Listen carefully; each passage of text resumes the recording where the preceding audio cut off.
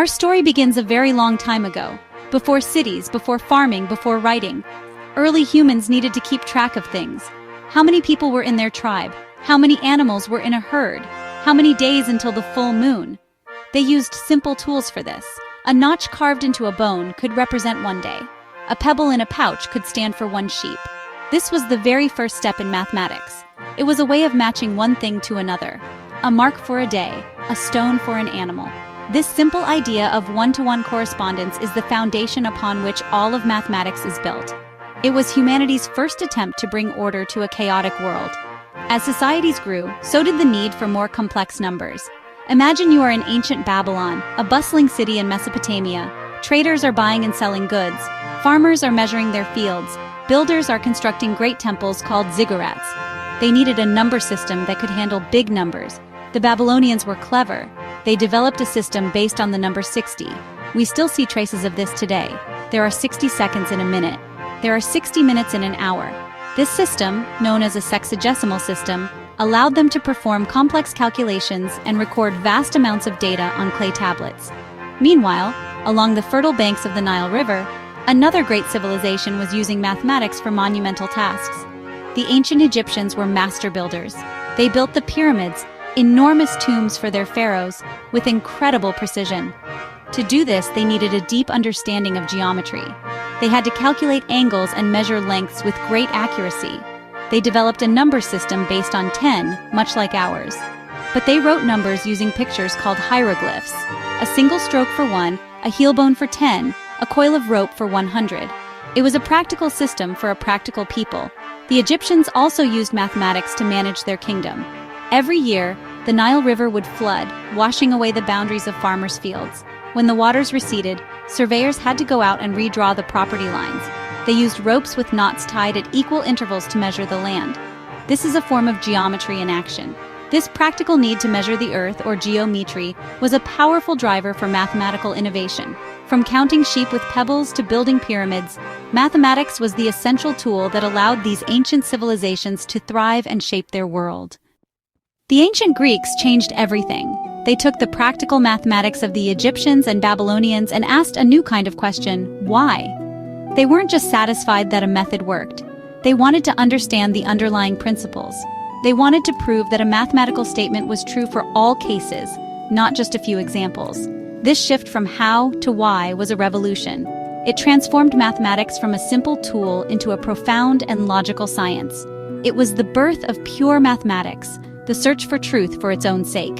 The Greeks gave us the idea of logical deduction and rigorous proof. One of the first great figures in this new age of reason was Pythagoras.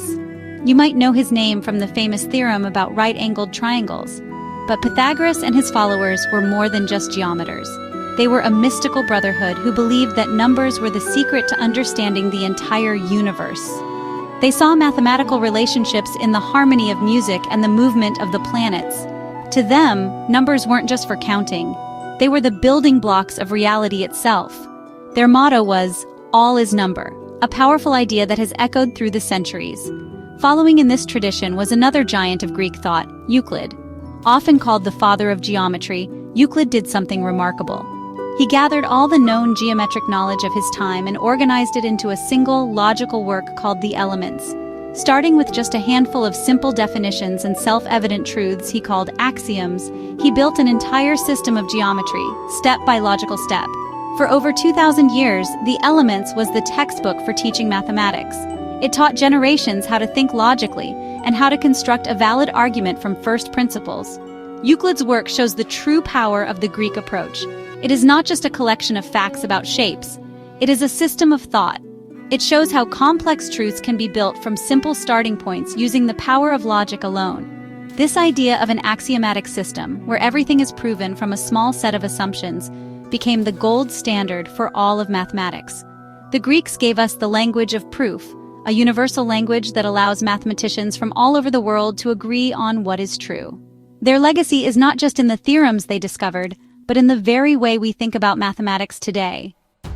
After the decline of the Greek civilization, the flame of mathematical discovery was kept alive and carried forward by other great cultures.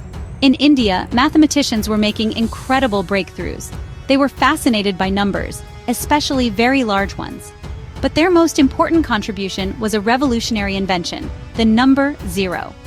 Before this, writing down a number like 102 was tricky. You needed a way to show that there was nothing in the tens column. The Indians created a symbol for nothingness, a placeholder. This symbol, 0, combined with their system of numerals from 1 to 9, created the decimal system we use all over the world today. This new number system was elegant and powerful. It made arithmetic much, much easier. Calculations that were clumsy and difficult with Roman numerals became simple. This powerful system spread from India to the Middle East. During the Islamic Golden Age, from the 8th to the 13th century, scholars in cities like Baghdad embraced and expanded upon this knowledge. They translated the great works of the Greeks and Indians into Arabic. This act of preservation was vital, as many of the original Greek texts were lost in Europe during the Dark Ages. These scholars weren't just translators, they were brilliant innovators themselves. One of the greatest mathematicians of this era was a Persian scholar named Muhammad ibn Musa al-Khwarizmi. He wrote a book that would change the world. Its title, Al-Jabr, gave us the word algebra. Al-Khwarizmi developed systematic methods for solving equations. He showed how you could use an unknown quantity, what we now call x, to solve problems. This was a huge leap forward. Algebra is like a universal problem-solving kit. It gives us a language to turn real-world problems into symbols and then solve them through logical steps. His work was so influential that his own name gave us the word algorithm. At the same time, far to the east, mathematicians in China were developing their own sophisticated methods. They worked with negative numbers centuries before they were accepted in Europe. They developed advanced techniques for solving complex systems of equations, using counting rods on a board in a way that looks very much like modern matrix algebra. They calculated the value of pi to an incredible degree of accuracy. The history of mathematics is not a straight line from one culture to another. It is a rich, global conversation, with brilliant minds from India, the Middle East, and China all adding their unique voices and discoveries to this universal human story. As the knowledge from the Islamic world flowed back into Europe during the Renaissance, it sparked a mathematical rebirth. The Hindu-Arabic numerals, along with the new tool of algebra, arrived and transformed everything. Suddenly, commerce, navigation, and art all began to change. Artists used geometry to create realistic perspective in their paintings. Merchants used the new arithmetic for complex bookkeeping, but the biggest changes were yet to come. In the 17th century, giants like Isaac Newton and Gottfried Wilhelm Leibniz independently invented a powerful new tool, calculus. This was the mathematics of change. Calculus allowed us to understand and describe a world that is always in motion. It could be used to calculate the path of a cannonball, the orbit of a planet, or the rate at which water flows from a tank. It was the mathematical engine that powered the scientific revolution. For the next few centuries, mathematics and science danced together, each pushing the other to new heights. New fields of mathematics blossomed, exploring everything from the logic of infinity to the strange geometries of curved space, which would later become the foundation for Einstein's theory of relativity. Mathematics was revealing the deep, hidden structures of our universe. The 20th century brought another revolution, one that would put all this mathematical power into our hands: the computer. The first electronic computers were designed to solve complex mathematical problems for the military. The very logic that makes a computer work is a branch of mathematics. Today, computers are everywhere, and they are all running on algorithms. From the phone in your pocket to the satellites orbiting the Earth, mathematics is the silent, invisible force that makes our modern world possible. It is the language that our technology speaks, and the story is far from over. Today, mathematics continues to explore new frontiers. It helps us model the spread of diseases, create secure codes for the internet, and understand the vast amounts of data that our society generates every second. It is used to create the stunning special effects you see in movies, and to search for patterns in the stock market. From the first human who carved a notch in a bone to the supercomputers modeling our climate, the journey of mathematics is a story of human curiosity. It is the story of our quest to find patterns, to create order, and to understand the world around us and within us. It is a language we all share.